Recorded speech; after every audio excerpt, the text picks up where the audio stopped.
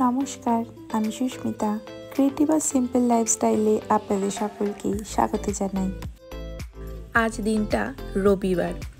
আজকে সকলের রবিবারের যে একটা ট্র্যাডিশনাল একটা মিল থাকে, মাংস আর ফ্রাইড রাইস, সেটাই আজকে বানাচ্ছি। মাংসটা আগের দিন রাত্রিবেলা ম্যারিনেট করে রেখে দিয়েছিলাম, আর এখন একটুখানি কষানো হবে। আলুটাকে একটু ভেজে নিচ্ছি, আর পাশেও ফ্রাইড রাইসটা বসিয়ে দিচ্ছি। রাইস কুকারে তো ভাতটা করেই ফেলি, আর এই দেখুন ডিমটা ভাঙতে গিয়ে দেখি পুরো জমাট বেঁধে গেছে। এইখানকার ফ্রিজগুলোতে আমি যখনই পেছনের দিক করে যখনই রাখি, সব কিছু বরফ হয়ে যায়। দুধ, ডিম, এমনকি কোনো রকম শাকসবজিও যদি আমি কোনো সময় রাখি, সেগুলোও পুরো জমাট বেঁধে যায়। তবে যেহেতু ফ্রাই করব, তাই খুব একটা অসুবিধা হয়তো হবে না। এরকম তো আকছার হয়েই থাকে। আর তাছাড়া এদেশে না বেশিরভাগ জিনিসই ফ্রোজেন পাওয়া যায়, যেমন এই মিক্স ভেজিটেবলস যেগুলো পাওয়া যাচ্ছে, সেগুলো সবই কিন্তু আমি ফ্রোজেন ইউজ করেছি। আমি এখানে এসে দেখে অবাক হয়ে গেছিলাম যে এখানকার প্রচুর জিনিস আছে যেগুলো ফ্রোজেন পাওয়া যায়। ফ্রোজেন খাওয়ার কিন্তু আমি সবসময় শুনে এসেছি ভালো না, এবং আমি এখনও মানি সেটা। কিন্তু খুব তাড়াহুড়োতে ব্যস্ত লাইফে এখানকার লোকেরা তো প্রচুর বাইরে কাজকর্ম করে, তাই না?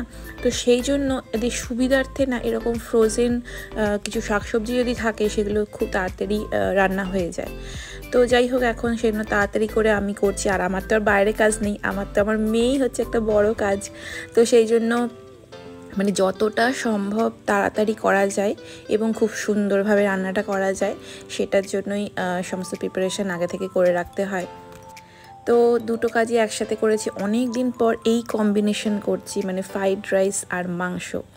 মাংসটা না আমি সব সময় যখনই আমি রান্না করি, আমি আগে থেকে ম্যারিনেট করে রেখে দিই। আবার কোনো সময় ম্যারিনেট করা খুব কম উপকরণ দিয়ে ম্যারিনেট করি, আর যখন আমি মশলাটাকে বানাই, তখন সব গোটা দিয়ে ভালোভাবে ভেজে মিক্সিতে গ্রাইন্ড করে তারপরে বানাই। সেটা করলেও না খুব তাড়াতাড়ি হয়ে যায়।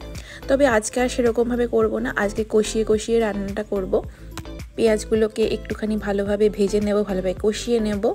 আর আপনারা তো দেখলেনই যে আমি এখানে আদার কিউব করে দিয়েছিলাম, টমেটো কিউব করেছিলাম। এগুলো না এমনি রাখতে অনেক দিন পর তো রান্নাটা আমার হয়, সেই জন্য সবসময় ভালোভাবে থাকে না। তো সেই জন্য আমি কি করি, মা যেরকমভাবে করে ফ্রোজেন করে একটা জিপলক ব্যাগে কিউব করে রেখে দেয়, সেরকমভাবেই করি। আগে থেকে ম্যারিনেট করা মাংসটাকেও দিয়ে দিলাম। মাংসটার মধ্যে নুন হলুদ যা ছিল, বেশি করে নুন হলুদটা ঠিক করে দিয়েছি, আর টক দই দিয়েছিলাম, আর আদা রসুন আর পেঁয়াজের গুঁড়ো দিয়েছিলাম। মাংসটা হয়ে গেছে, দেখুন হাড়গুলো লেগ পিসের যে হাড়গুলো, সেগুলো থেকে মাংসটা ছেড়ে আসছে, তার এই রান্নাটা পুরোপুরি হয়ে গেছে। তবে হ্যাঁ, আর একটু ভালোভাবে একটু কষাবো। মাংস রান্না বা এরকম মাছ আমিষ টাইপের রান্না যদি কষিয়ে রান্না করেন, তাহলে বেশি সুন্দর খেতে হয়। তবে হ্যাঁ, গুণ নষ্ট হয়ে যায়। কিন্তু ভালোভাবে রান্না খাবো, একটু কষিয়ে খাবো না, সবসময় কি আর হেলদি খেতে ইচ্ছে করে? তো যাই হোক, মোটামুটি সমস্ত পুরো রান্নাটাই হয়ে গেছে। তো আলুগুলো তো ছিল, সেগুলো একটু দিয়ে অল্প একটু আঁচে বসিয়ে রেখে দেবো, আর সেই ভাবেই পুরো আলুটাও ভালোভাবে সেদ্ধ হয়ে যাবে, আর সেই সাথে মাংস রান্নাটাও পুরোপুরি শেষ হয়ে যাবে। রবিবারের ছুটির দিনের আমেজের সাথে এই সুন্দর একটা কম্বিনেশন, ফ্রাইড রাইস আর মাংস কষা, দারুণ সুন্দর। তো আমিও এখন মেয়েকে একটু খাওয়াবো, আর সে সাথে আমি একটু বাটি ভর্তি করে ফ্রাইড রাইস নিয়েছি একটু টেস্ট করব বলে। আজ ভারী সুন্দর ওয়েদার, দুপুর 1টা মতো বাজে, আর বাইরেটা দেখুন কি সুন্দর ঝলমল করছে। আসলে সারা শীতকালটা তো এত মনমরা একটা ওয়েদার থাকে, তাই এরকম বাইরে একদম ঝলমলে নীল আকাশ, এত সুন্দর গ্রিন একটা ঘাসের একটা রং, আর সমস্ত পাতাগুলো তো ভরে গেছে, আর ফুলের পাপড়িগুলো সব চারিদিকে ছড়িয়ে ছিটিয়ে আছে। তো সেই জন্য না ভাল লাগছে দেখতে। আসলে গরমকালটা এখানে সবাই আমরা খুবই মিস করছি। যেহেতু বাইরেটা আজকে খুব সুন্দর ওয়েদার হয়ে আছে, তাই আমার বর একটু বেরিয়েছিল, সমস্ত বাজারহাট করে নিয়ে আসলো। আর আমাদের দুপুরে রান্না হয়েও গেছে, সেজন্য খাওয়া শুরুও হয়ে গেছে। এখন একটু ছেলেকে আগে খেতে দিয়ে দিই, তারপরই অবশ্য আমরা খাবো। তো আমার তো একতরফা একটুখানি খাওয়া হয়েই গেছে, টেস্ট করার নামে তো আমার খাওয়া হয়েই গেছে অনেকটাই। তা আমি একটু পরেই খাবো, আমার ছেলেকেই এখন একটুখানি খেতে দিয়ে দিচ্ছি। এই সমস্ত স্বর্গীয় খাবারের স্বাদ একমাত্র মানে আমি এবং আমার বরই শুধু বুঝতে পারি। আমার ছেলে এখনও অবধি বোঝানো পারিনি। ও অনেক চেষ্টা করে ওকে এটা ওটা করে বানিয়ে খাওয়াতে। তো যাই হোক, মাঝে মাঝে ওর খুব ভাল লাগে, যেমন এখন বেশ ভালো লাগছে। কিন্তু সত্যি বলতে মানে ইন্ডিয়ান খাবার বা বাঙালি খাবার তার মর্ম এখন অবধি আমার ছেলেকে বোঝাতেই পারছি না। ওর এখনও cheese, burger, sandwich, pizza, French fry এগুলোই বেশি পছন্দের। তো যাই হোক, বাঙালি ছেলে বলে কথা, ওকে তো এগুলো শেখাতেই হবে, শিখতেও হবে। তো সেই জন্য মাঝে মাঝে যখনই ছুটি পাই তখনই এটা ওটা বানাই যখন, তো ভালোই লাগে খেতে, বেশ ওরও ভালো লাগে, মাঝে মাঝে দেখি বলেও। সমস্ত সুন্দর সুন্দর খাবার দাবার সব খাওয়া দাওয়া হয়ে গেছে, পেট পুজো হয়ে গেছে, মেয়েও ঘুম থেকে উঠে পড়েছে। এইবার আমরা বেরিয়ে পড়েছি একটা সুন্দর জায়গায় বেড়াতে। এখন আমরা বেরিয়ে পড়েছি কিড ক্যাসেল সেন্টার পার্ক বলে একটা পার্কে, যেখানে বাচ্চাদের একটা বিশাল বড় ক্যাসেল মতো আছে। সেখানে বাচ্চাদের একটা প্লেগ্রাউন্ড টাইপের। তো আমরা শুধু না, আমাদের সাথে আরও দুটো ফ্যামিলি আছে। তো বাড়ি থেকে মোটামুটি 45 মিনিটের দূরত্ব। আর আজকে যেহেতু খুব সুন্দর ওয়েদার, খুব সুন্দর বলবো কীরকম আমি জানি না, বাইরেটা দেখতে দেখতে খুবই সুন্দর, ভালো একটা ওয়েদার, কিন্তু প্রচণ্ড গরম লাগছে।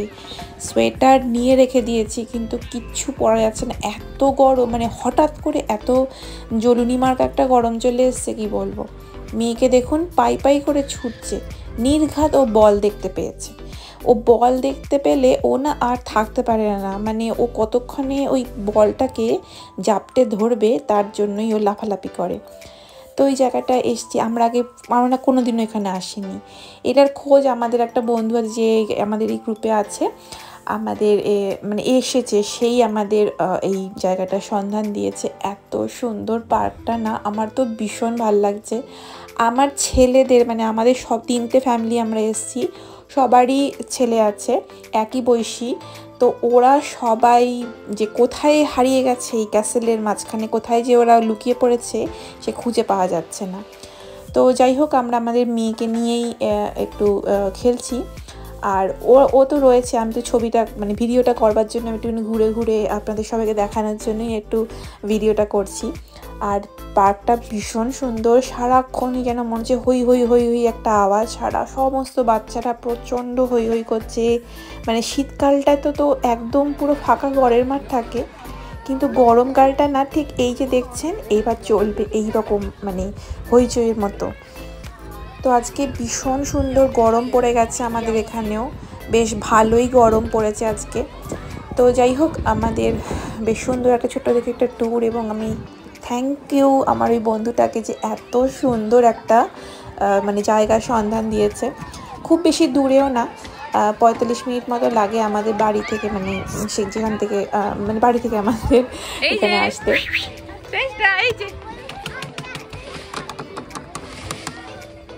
আচ্ছা,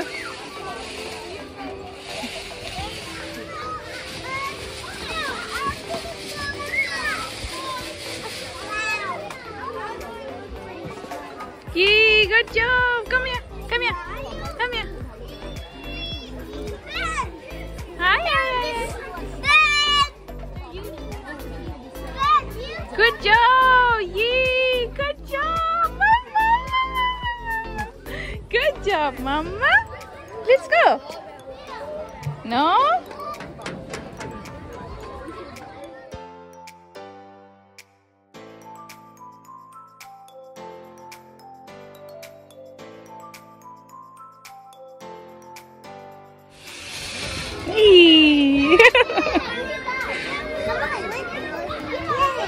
এই যে হ্যাঁ, এই তো এই যে দেখে দেখা তো, এই যে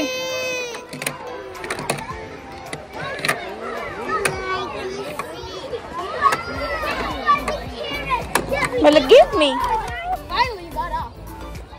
আরে ছিড়িস না, বকবে এবার এরা।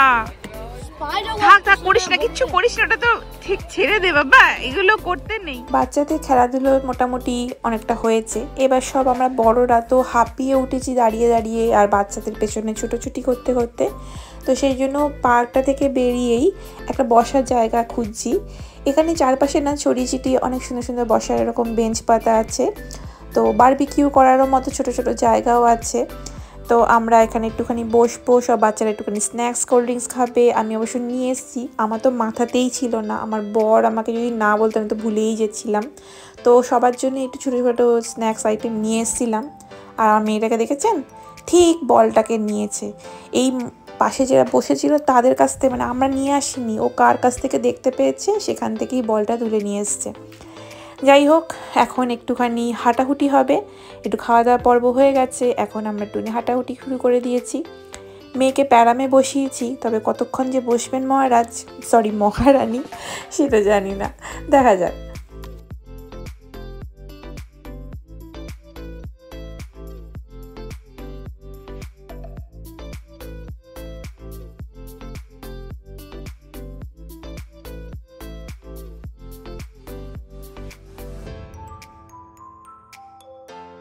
হাঁটতে হাঁটতে পুরো পার্কটাকে পুরো পরিদর্শন করা হচ্ছে এবং এত সুন্দর শান্ত একেবারে পার্কটা।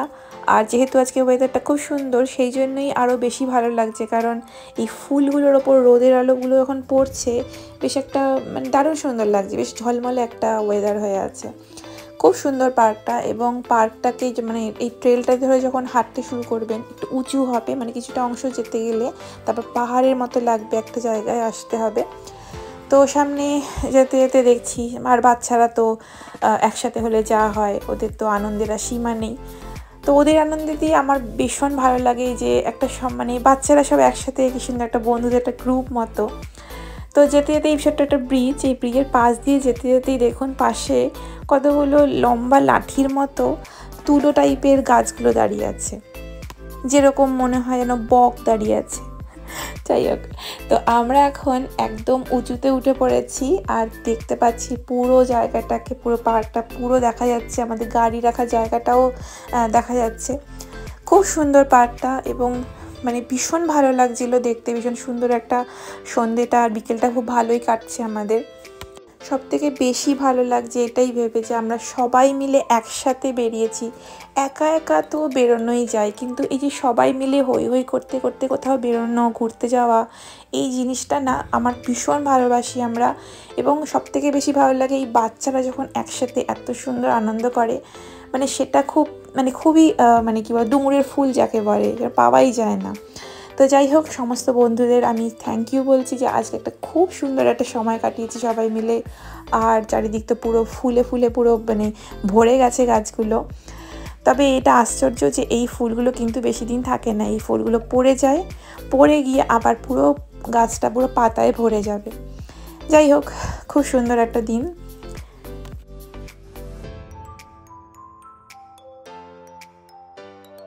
সূর্যি মামা এবার অস্ত যাচ্ছে, সন্ধে হয়ে গেছে, এবার আমাদেরও বাড়ি ফেরার পালা। সূর্যি মামা তার নিজস্ব বাড়িতে চলে যাক, আর আমরাও আমাদের গাড়ি করে আমাদের নিজস্ব গন্তব্যে পৌঁছে যাই। চলুন আজকের এই ভিডিওটা এখানেই শেষ করছি। আপনারা অবশ্যই জানাবেন কেমন লেগেছে আমার আজকের এই ভিডিওটা। যদি ভালো লাগে ছোট দেখে একটা লাইক আর শেয়ার করে দেবেন, আর অবশ্যই সাবস্ক্রাইব করবেন, যাতে যখনই আমি কোনো ভিডিও রাখবো আপনাদের কাছে অবশ্যই সেটা পৌঁছে যায়। আপনারা সবাই খুব ভালো থাকবেন, সুস্থ থাকবেন, আর অবশ্যই অন্যদেরও সুস্থ থাকতে সাহায্য করবেন। নমস্কার।